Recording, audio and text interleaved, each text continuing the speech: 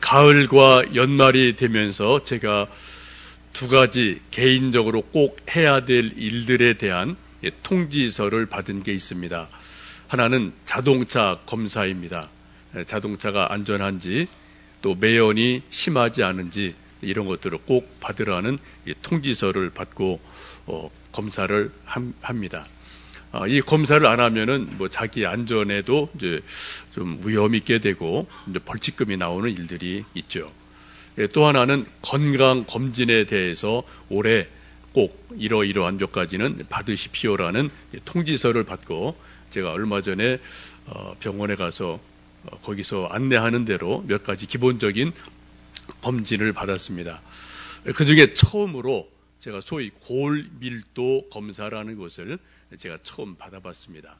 CT를 이렇게 쭉 찍고 그 다음 방에 갔더니 의사 선생님이 그 사진을 보고 선생님은 뭐 이러고 저러고 쭉 합니다. 설명을 해 주시더라고요.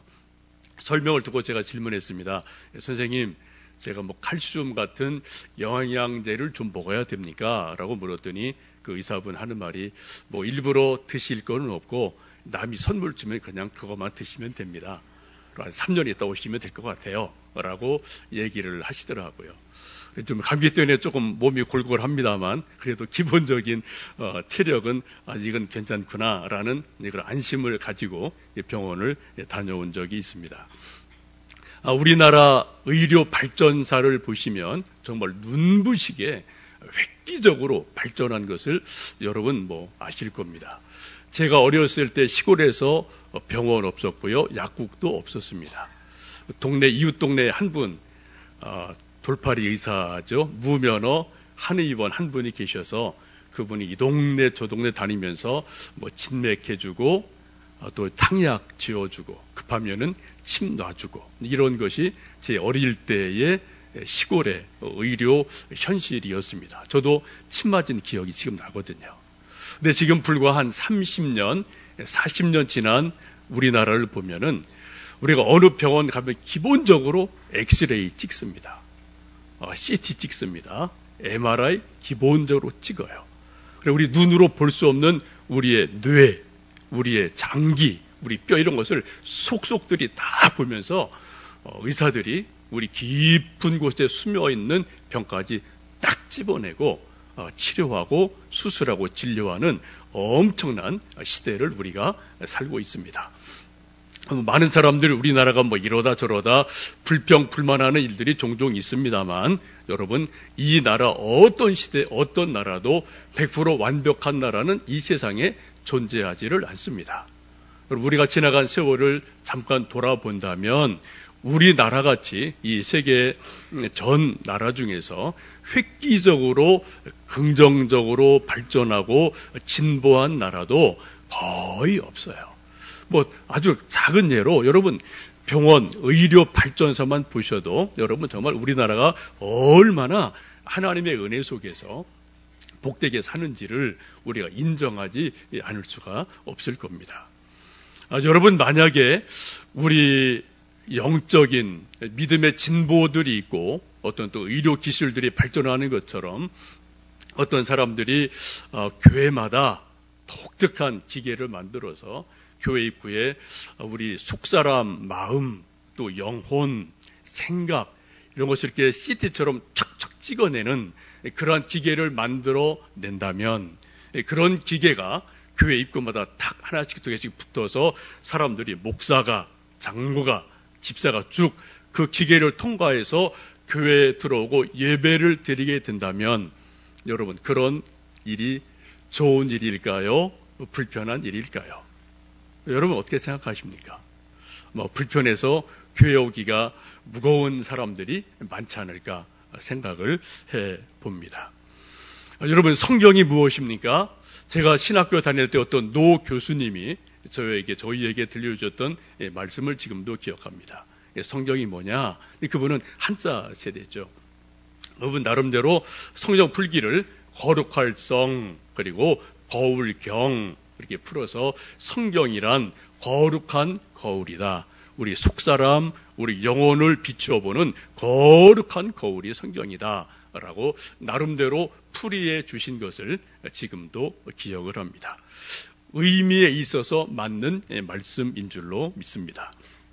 오늘 갈라디아서에서 사도 바울이 말씀하기를 우리 사람들의 속사람을, 우리 영혼을 정확하게 비추어 볼 수 있는 그런 좋은 거울을 두 가지로 소개를 합니다. 하나는 성령 충만함입니다. 성령 충만하면은 사람 모두 다 자기 속이 보여요. 자기 영이 하나님 앞에, 성령 앞에서 있는 그대로 보여지는 영적인 일들이 일어나게 됩니다. 또 하나는 십자가라고 말씀을 합니다. 오늘 본문에서 노 사도 바울께서 갈라디아 교인들에게 절규하듯이 말씀하는 말씀이 있습니다. 우리 11절 말씀 함께 읽습니다. 내 손으로 너희에게 이렇게 큰 글자로 쓴 것을 보라 라고 말씀합니다. 지금 우리는 인쇄되어 있는 이러한 성경책을 우리는 보고 있지만 2000년 전에 사도 바울께서 갈라디아를 쓸 때는 양피지에 연세 높으신 사도 바울이 한 글자를 직접 친필로 써서 이렇게 좀 붙여준 것이 갈라디아서입니다. 여러분 아시는 것처럼 사도는 특별히 눈이 시력이 안 좋은 분인 것을 성경 곳곳에서 자기 고백을 하고 있죠. 눈이 시력이 안 좋습니다. 또 연세가 높아서 기력도 좀 딸립니다. 그래서 큰 글씨를 한자 친히 써서 이것을 두루마리로 만들어서 갈라디아 교회에 보내준 편지, 이것이 바로 갈라디아서이기도 합니다. 갈라디아서를 쉽게 한마디로 말씀드리면 사도 바울의 육필 편지다라고 보시면 좋겠습니다. 요즘 친필 편지가 거의 없죠. 근데 한 20-30년만 해도 우리가 다 펜으로, 연필로 볼펜으로 편지를 써서 보냈던 시절이 있기도 합니다. 혹시 여러분 한 20-30여 년 전에 월간 잡지, 주간 잡지가 많이 유행하던 시절이 있었습니다. 썬데이 서울, 월간 조선, 월간 중앙, 월간 동아 등등등 월간지 혹은 주간지가 막 유행하던 그런 시절이 20-30년 전에 있었어요. 그때 그 잡지를 많이 보게 되는 한 중요한 토픽 중에 하나가 소위 저명 인사들의 육필수기라는 것이 꽤 많이 연재가 됐었어요. 유명한 어떤 배우, 유명한 정치인, 유명한 이름만 되면 그 시대 다 알만한 사람들이 자기의 과거를 말 그대로 육필수기로 있는 그대로 정확하게 이렇게 써낸 일들이 쭉 연재가 되면서 많은 사람들이 읽고, 이 사람이 이런 부분이 있었구나. 이분이 겉으로 보기엔 아주 멀쩡해 보여도 이런 과거 엄청 어려움이 있었구나. 고난이 있었구나. 혹은 또 이런 어떤 또 실수가 있고 또 흠이 있었구나. 이런저런 나름의 육필수기를 우리가 읽으면서 때로는 감동을 받기도 하고 때로는 실망하기도 했던 그러한 시절들이 우리 현대사에 있기도 하죠. 여러분 지금 갈라디아서가 뭐냐? 한마디로 말씀드리면 사도 바울의 육필수기다. 육필편지다라고 보시면 좋겠습니다. 사도 바울이 예수님 믿고 거듭난 이후에 하나님을 통해서 또 십자가를 통해서 받은 특별한 계시의 말씀들을 사도 바울이 체험한 것을 자기 몸으로 엮어낸 것들을 지금 한자 한자 큰 글씨로 써 내려가면서 믿음의 후배들인 갈라디아 교인들에게 한 가지 한 가지 고백하고 증언하는 말씀을 듣게 됩니다. 이 사도 바울이 친필로 쓴 갈라디아 서신서에서 강조하는 것은 크게 두 가지입니다. 하나는 성령 충만하라. 이게 최종 결론이에요. 그리고 6장에 와서 마지막 하나를 더 붙여서 십자가를 사랑하라. 그리고 십자가를 져라. 이것이 사도 바울의 갈라디아서의 마지막 총 결론입니다. 우리 한번 14절 말씀 함께 읽어보십니다. 그러나 내게는 우리 주 예수 그리스도의 십자가 외에 결코 자랑할 것이 없으니 그리스도로 말미암아 세상이 나를 대하여 십자가에 못 박히고 내가 또한 세상을 대하여 그러하니라. 아멘. 지금 사도 바울이 갈라디아서 마지막 결론 부분에서 하시는 말씀이 무엇입니까? 내게는 자랑할 것이 많이 이전에 있었지만 이제는 내가 자랑할 것이 아무것도 없다. 오직 하나 예수님의 십자가 외에는 내가 자랑할 것이 아무것도 없다라고 말씀을 합니다. 그리고 내가 십자가에서 내가 이미 못 박혀 죽었고 세상도 나에 대해서 이미 십자가에 못 박혀 죽었다라고 말씀을 합니다.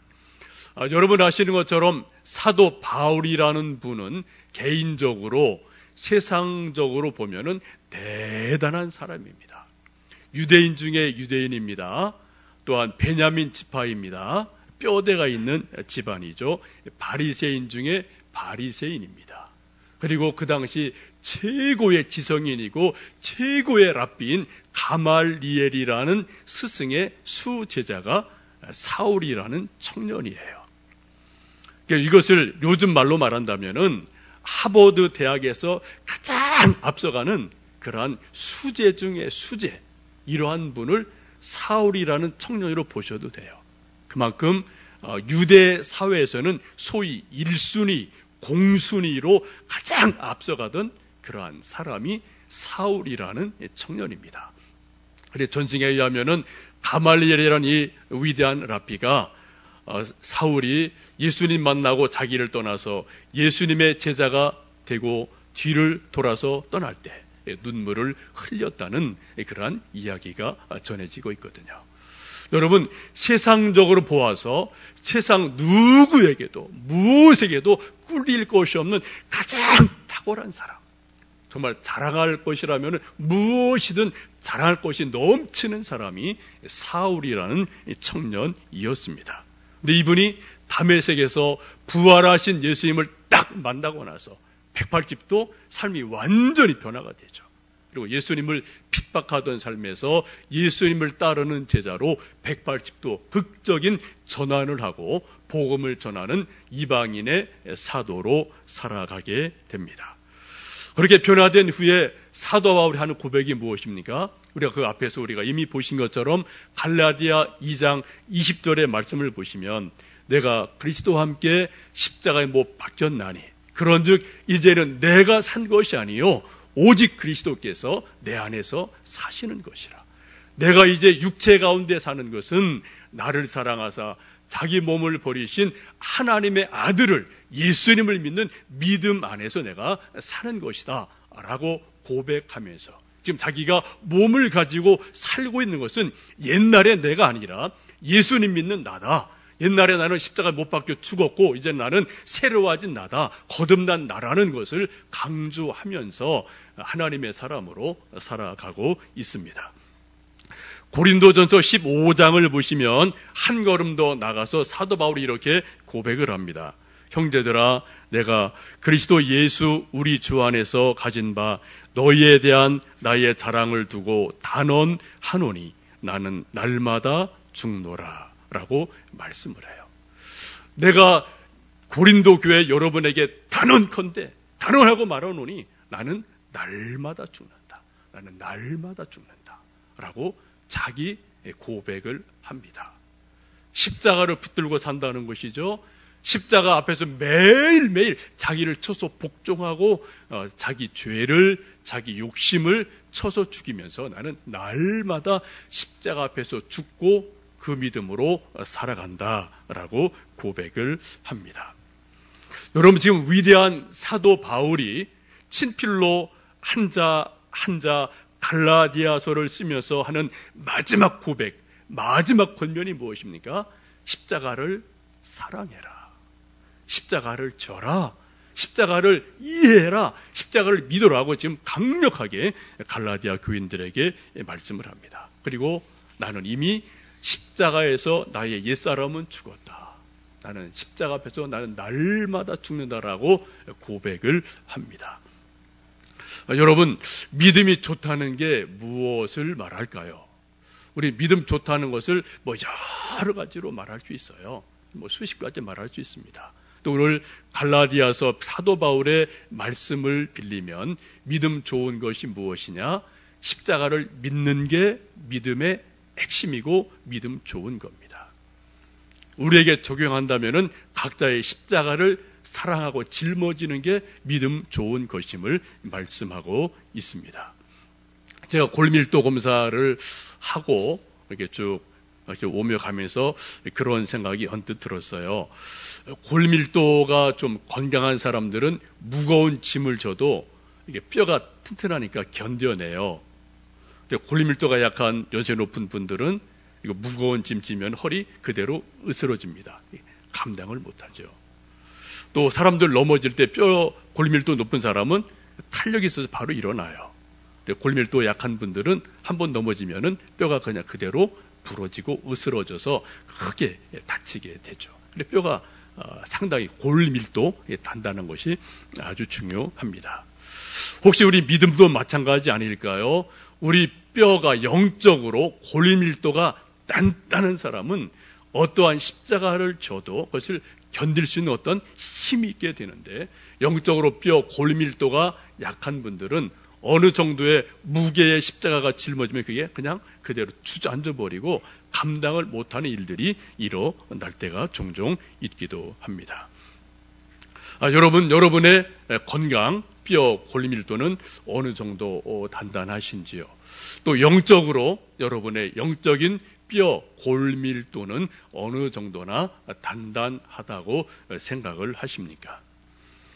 저나 여러분이나 우리 한국교회 요즘 다 문제들이 있기 마련인데, 제가 볼 때는 심각하고도 어려운 문제는 너나 할 것 없이 우리 모두의 한국교회의 문제는 십자가를 안 지려고 하는 것들이 우리 모두에게 점점점 많아진다는 거죠.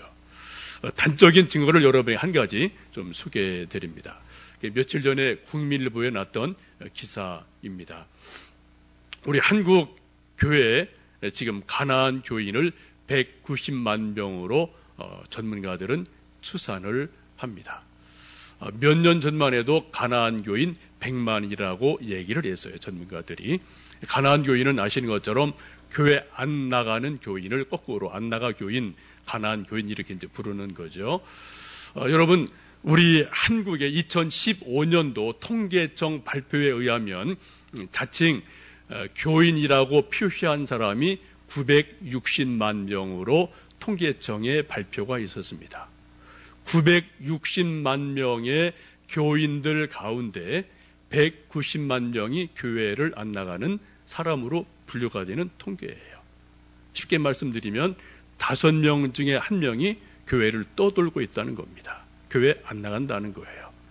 나홀로 집에서 텔레비전 통해서 핸드폰 보고 홀로 예배를 드리는 둥 마는 둥 하는 사람들이 190만 명이에요.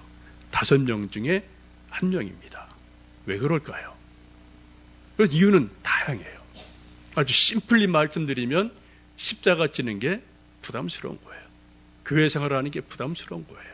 이유는 다양합니다. 근데 그것을 간단히 말씀드리면 그러한 것으로 해석이 되는 거거든요. 제가 지지난주 말씀드렸죠. 우리나라의 5천만 인구 중에 무당과 역술인이 100만 명입니다. 나름 거짓 영적 지도자들이 50명 중에 1명이 있는 우리나라, 또 960만 명의 기독교인 중에 5명 중에 1명이 떠돌이 교인은 이런 시대, 이게 우리 한국 교회의 영적인 풍속도입니다. 그래, 겉으로 볼 때는 우리가 화려한 것처럼 보이고 뭔가 규모가 있는 것처럼 보이는 그러한 화려하고 넉넉한 시대를 살고 있지만, 조금만 깊숙이 들어가 보면은 교회 안은 교회 안대로, 교회 밖은 교회 밖대로 영적으로 엄청난 혼란의 시대를 지금 살고 있고, 지금 뿌리를 내리지 못하고 들썩들썩하고 있는 그런 시대를 바깥은 바깥대로, 교회는 교회대로 휘몰아치고 살아가는 그러한 시대를 우리는 살고 있습니다. 여러분, 나무를 보시면, 여러분 혹시 이제 집에서 길러 보셨겠지만 행운목이라는 게 있어요. 이렇게 나무를 잘라서 접시에 물 놓으면은 뿌리가 조금 내려와서 잎이 쭉쭉쭉 자라서 아주 멋있게 자라는 그런 행운목을 길러 보신 적이 있을 겁니다. 빨리 자라죠. 또 보기에 좋습니다. 행운목에서 열매를 결코 맺을 수는 없습니다. 왜요? 뿌리가 얕기 때문에. 사람이 지나게 툭 건드리면 그대로 툭 넘어지고 말아요. 행운목인데 여러분 실제로는 그게 뭐 행운을 주는지는 잘 모르겠습니다. 우리가 나무에서 열매를 맺으려면 어쩔 수 없이 우리는 땅에, 투박하지만 땅에 뿌리를 내리는 그러한 나무를 통해서만 우리는 좋은 과일을, 열매를 맺을 수가 있습니다. 아마 지금 수많은 한국교회 교인들이, 특별히 가나안 교인이라고 자칭하는 그런 수많은 사람들은 어쩌면은 행운목 같은 그러한 신앙생활을 하고 있는지는 모르겠어요. 겉으로 화려한 것처럼 보일지 모르지만 뿌리가 없거든요. 여러분, 우리 신앙의 뿌리는 좋든 싫든, 완전하든 완벽하지 않든, 우리는 주님께서 세우신 교회라는 이 토대 위에서 우리는 신앙의 뿌리를 내리고 우리가 믿음의 나무가 자라가게 되고, 그리고 주님께 주시는 이러한 저러한 열매들을 우리는 맺을 수밖에 없게 됩니다. 우리 기독교 신앙의 핵심을 오늘 사도 바울은 예수님의 십자가라고 말씀을 합니다. 십자가 없는 성경은 없습니다. 십자가 없는 구원 존재하지 않습니다. 십자가 없는 교회 존재할 수 없습니다. 십자가 없는 예수님 의미 없습니다. 우리 모든 신앙은, 성경의 모든 것은 결국 어디로 향합니까? 십자가로 향하게 되어 있습니다. 십자가는 크게 두 가지입니다. 하나는 예수님이 2000년 전에 실제로 골고다 언덕에서 지신 그 십자가, 예수님의 십자가가 역사적인 팩트로, 사실로 지금도 존재해요. 우리가 직접 그 당시에 없었지만 우리는 예수님께서 2000년 전에 십자가를 친히 짊어지시고 골고다 올라가셔서 달려 돌아가신 그 십자가 우리는 분명히 믿습니다. 그 십자가 있기에 우리는 그 십자가 붙들고 구원을 얻었고요. 그 십자가 안에서 우리가 영원한 안식을 얻고 쉼을 얻습니다. 예수님 십자가에서 말씀하신 가상 7원을 여러분 기억하실 겁니다. 그 중에 한 말씀이 다 이루었다라고 말씀을 하십니다. 그 말씀처럼 예수님은 율법의 모든 요구를, 율법의 모든 필요들을 예수님 십자가 달려 돌아가심으로 다 이루심으로 율법의 종료 선언을, 완성의 선언을 분명하게 십자가에서 해 주셨기에 우리는 율법이 혹은 할례가 이러다 저러다 말한 모든 것들을 뛰어넘는 온전한 믿음을 예수님 안에서 얻게 됩니다. 십자가 통해서 우리가 그 믿음을 완성하게 됩니다. 또 하나는 우리에게 주시는 각자의 십자가가 있음을 예수님은 말씀을 하죠. 예수님 말씀하기를 누구든지 나를 따라오려거든 자기를 부인하고 제 십자가를 지고 나를 따를 것이니라 라고 말씀을 하셨습니다. 여러분, 이 말씀을 예수님이 하신 그 타임이 언제인지 아십니까? 성경을 잘 보시면 마태복음 16장 뒷부분에 나오는 말씀이에요. 마태복음 16장은 너희는 나를 누구라 하냐는 예수님의 질문에 사도 베드로가 위대한 신앙 고백하죠. 주는 그리스도시요 살아계신 하나님의 아들이십니다라는 완벽한 그런 신앙 고백하고 칭찬을 받고 너는 베드로다, 너는 반석이라고 인정받습니다. 그리고 천국의 열쇠를 받게 됩니다. 그 다음에 바로 하시는 말씀이 예수님께서 누구든지 나를 따라오려거든 자기를 부인하고 제 십자가를 지고 나를 따라오라고 말씀을 합니다. 정말 베드로가 12제자가 예수님을 하나님의 아들로 믿는다면, 정말 구주로 믿는다면, 그렇다면 너를 부인해라. 그리고 각자에게 죽인 자기의 몫의 십자가 지고 나를 따라오너라 라고 주님께서 요청을 하고 있습니다. 그 말씀하신 여러분 그 타이밍을 잘 보시면 그 의미가 확 또 살아나는 것들이 있거든요. 여러분, 예수님을 우리가 믿는다는 것은 십자가를 벗는 게 아닙니다. 십자가를 더 짊어지는 것이 예수님 믿는 의미입니다. 왜요? 예수님이 친히 십자가를 지셨고 또 우리에게 누구든지 나를 따라오려거든 자기를 부인하고 또 자기의 십자가를 각자 지고 나를 따르라고 말씀하셨기 때문에 그렇습니다. 여러분, 십자가는 기본적으로 무거운 것입니다. 십자가는 기본적으로 힘든 것입니다. 아픈 것입니다. 나는 십자가 잘 져. 십자가 그거 뭐 식은죽 먹기지. 그 사람은 대단한 사람 아니면 아직 십자가가 뭔지를 모르는 사람임에 틀림이 없습니다. 예수님께서도 십자가를 지실 때 고통을 당하셨어요. 십자가 지시기 전날, 잡히기 전날 밤에 겟세마네 올라가셔서 하나님 아버지, 할 수만 있으면 이 잔이 좀 내게서 떠나가게 해주세요. 저도 이 잔 지기 힘듭니다라고 절규하며 기도를 하셨습니다. 그 다음날 잡히시고 실제로 십자가 지시고 골고다 올라가실 때 피 흘리시고 너무 무거워서 쓰러지고 넘어지고 고통을 당하시고 십자가 달려 몇 시간 달려 계시는 동안 외마디를 비비형을 지르시고 그리고 피 흘리고 땀 흘리고 절규하시다가 고통 당하시다가 돌아가신 것이 십자가이거든요. 십자가는 기본적으로 고통입니다. 아픈 겁니다. 힘든 겁니다. 누구든지 십자가를 지고 따르는 것은 결코 쉽지가 않아요. 눈물이 있고 남이 모르는 고통이 있고 남이 모르는 아픔이 다 십자가마다 나름대로 있기 마련입니다. 그래서 사람들이 십자가를 가능한 한 안 지려고 하죠. 가능한 한 십자가를 멀리 하려고 그러는 것이 우리 모두의 연약함임에 틀림이 없습니다.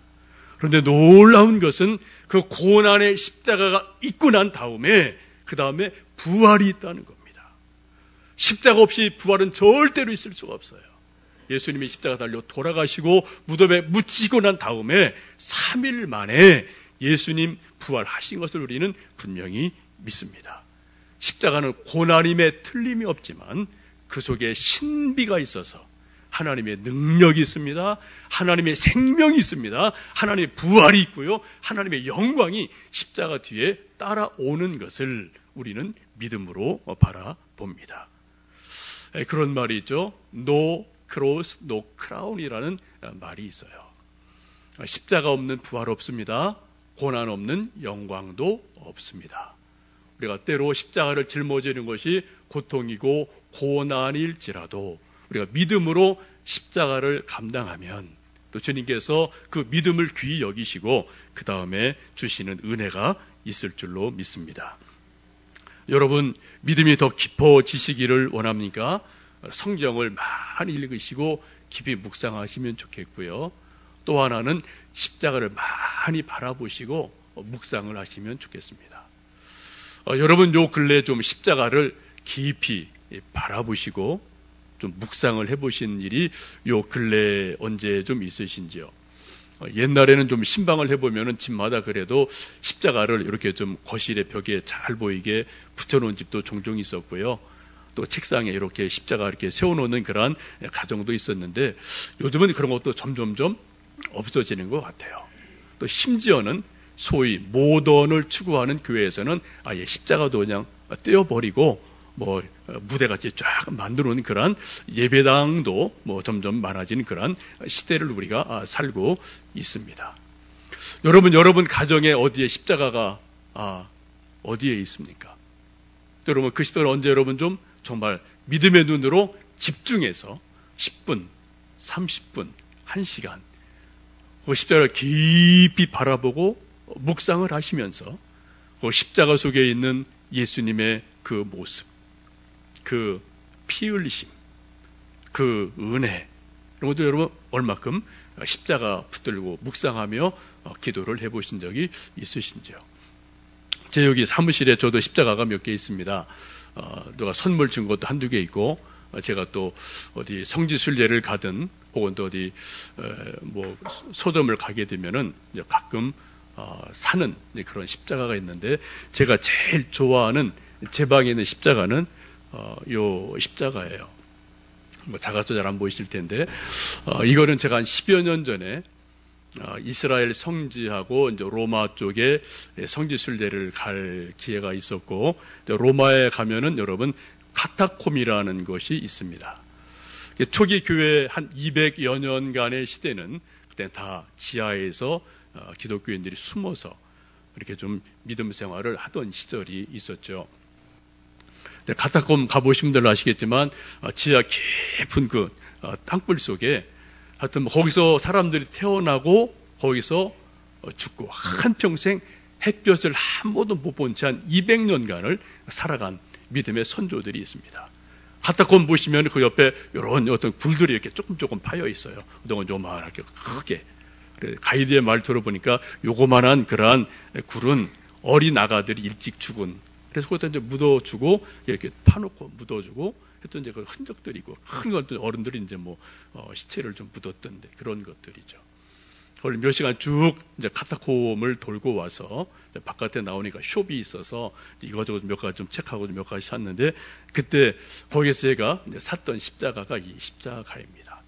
근데 카타콤을 한 서너 시간 쭉 순례를 하고 설명을 듣고 나와서 여러 가지 십자가가 여러 개 있었는데 제 눈에 이것이 딱 눈에 띄어서 작아서 잘 안 보이십니다만 예수님이 쭉 늘어지신 모습으로 십자가에 고통당하는 그러한 모습을 이렇게 좀 보면서 예수님의 고난, 예수님의 고통당하시는 모습이 제 눈에 많이 마음에 부딪혀 와서 이 십자가를 제가 그때 사고 그때부터 제가 좀 가끔 이렇게 바라보고 묵상을 하고 생각을 하는 그러한 십자가입니다.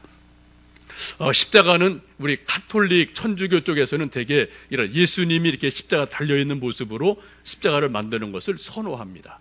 십자가 고상이라고 그러죠. 예수님의 십자가의 고난 당하심을 그분들은 조금 더 강조를 해요. 우리 개신교 쪽에서는 아시는 것처럼 이런 십자가 보니까 그냥 이렇게 이런 민자로 되어 있어요. 이건 우리는 예수님의 부활하심을 조금 더 강조하기 때문에 예수님의 고난보다는 부활을 조금 더 강조하기 때문에 우리는 이러한 모습의 십자가로 우리는 선호하는 약간의 차이점이 있습니다만 제가 볼 땐 두 개 다 중요한 십자가의 의미라고 생각합니다. 여러분, 믿음이 무엇일까요? 믿음은 예수님의 십자가를 믿는 것이 믿음입니다. 예수님 십자가에서 내 죄가 다 용서받은 것을 예수님이 내 모든 죄를 십자가에서 대신 담당해 주신 것을 믿는 것이 믿음이에요. 동시에 한 걸음 더 나가서 나에게도 십자가가 있음을 인정하는 것이 믿음입니다. 그리고 내게 주어진 그 십자가를 내가 짊어지고 예수님의 뒤를 한 걸음 두 걸음 따라가는 것이 바로 믿음의 고백이고 믿음의 표현이기도 합니다. 지금 사도 바울께서 마지막 갈라디아서에서 육필을 수기를 쓰는 것처럼 절규하며 말씀하시는 말씀이 무엇입니까? 내가 큰 글씨로 한자 한자 쓴 이 편지를 잘 읽어봐라. 그리고 내가 자랑할 것이 이전엔 참 많이 있었지만 이제는 아무것도 자랑할 것이 없고 오직 하나 예수님의 십자가 외에는 내게 자랑할 것이 없다 라고 고백하시면서 갈라디아 교인들에게 나와 함께 예수님의 십자가를 사랑하자, 나와 함께 각자에게 주어진 십자가를 짊어지고 예수님의 뒤를 따라가자라고 권면하시는 말씀을 우리가 갈라디아에서 볼 수가 있습니다. 여러분 혹시 마음에 이런저런 남모르는 십자가가 있으십니까? 저도 있습니다. 여러분도 있으실 거예요. 없을 수가 없습니다. 인생이 원래 그런 겁니다. 믿음이 원래 그런 겁니다. 우리가 믿음으로 예수님 십자가를 붙들고 또 내게 주어진 십자가를 힘들지만 내가 믿음으로 감당하겠습니다라고 고백하며 따라갈 때 또 주님 우리를 불쌍히 여기셔서 우리를 이끌어 가시며 세워 주실 줄로 믿습니다.